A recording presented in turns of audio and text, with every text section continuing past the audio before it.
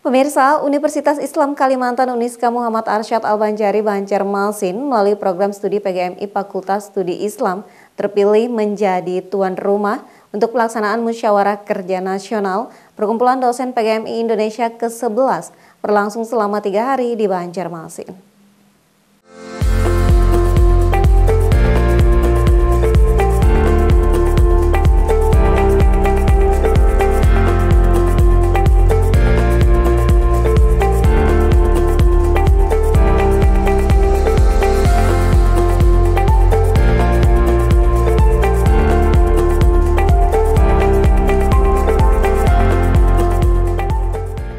Musyawarah Kerja Nasional Perkumpulan Dosen Pendidikan Guru Madrasah Ibtidaiyah Indonesia ke-11 dibuka secara resmi Gubernur Kalsel diwakili staf ahli bidang kemasyarakatan dan SDM Hajah Husnul Khatimah berlangsung di Gedung Mahligai Pancasila Jumat malam 4 Juli 2025. Gelaran Mukernas PD PGMI Indonesia ke-11 yang berlangsung selama 3 hari di Banjarmasin merupakan hasil kerjasama antara pengurus pusat PD PGMI dengan Universitas Islam Kalimantan Uniska Muhammad Arsyad Al-Banjari Banjarmasin melalui program studi PGMI Fakultas Studi Islam sebagai tuan rumah penyelenggara. Mukernas ini membahas 3 hal yang akan menjadi topik utama, diantaranya implementasi instrumen akreditasi program studi 2.0 yang diluncurkan Lembaga Akreditasi Mandiri Kependidikan atau LAMDIK sebagai bahan bagi program studi di seluruh Indonesia yang ingin melakukan akreditasi ataupun reakreditasi penilaian unggul serta melibatkan peserta Mukernas dalam proses penyusunan laporan evaluasi diri dan pengisian data kuantitatif program studi dengan pemateri asesor senior dari Universitas Islam Negeri Syarif Hidayatullah Jakarta, Profesor Dr. Fauzan. Selain itu, para peserta Mukernas juga akan difasilitasi melalui workshop implementasi dan evaluasi pembelajaran berbasis outcome based education atau kurikulum OB yang menjadi tuntutan utama dalam persaingan di level global.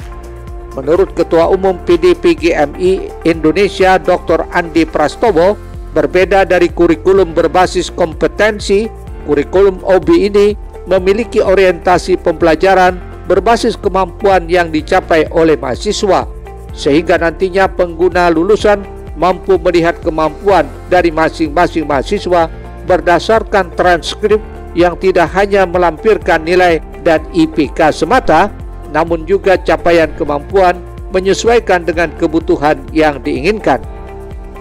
Ini berbeda dengan kurikulum berbasis kompetensi yang di mana sebelumnya itu masih proses penilaian itu berbasis kepada materi. Nah, sekarang penilaian berbasis pada kemampuan realnya. Itu yang diistilahkan dengan capaian pembelajaran.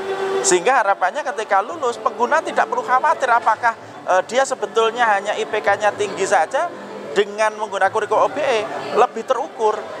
Pengguna bisa tahu betul sebenarnya kemampuan yang dimiliki mahasiswa itu apa saja, terukur, ternilai.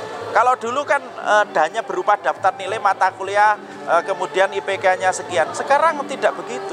Jadi mahasiswa ketika memasuki program studi PGMI, mereka akan disuguhkan kemampuan yang nanti akan dikuasai ketika masuk ke prodi PGMI. Setelah disajikan capaian pembelajaran lulusan, maka nanti setelah lulus mereka akan disajikan pula transkrip dari kemampuan itu skornya berapa. Sehingga pengguna lulusan tidak membeli seperti kucing dalam karung.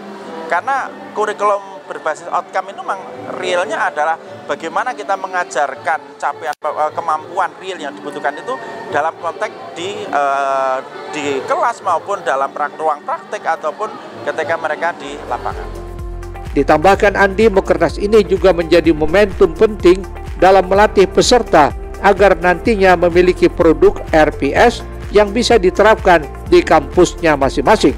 Tak hanya itu, Mukernas juga akan mengevaluasi program kerja PD PGMI selama 1 tahun dan menyiapkan program kerja di tahun 2025-2026 dengan harapan PD PGMI Indonesia bisa turut berkontribusi dalam peningkatan kualitas layanan program studi di seluruh Indonesia.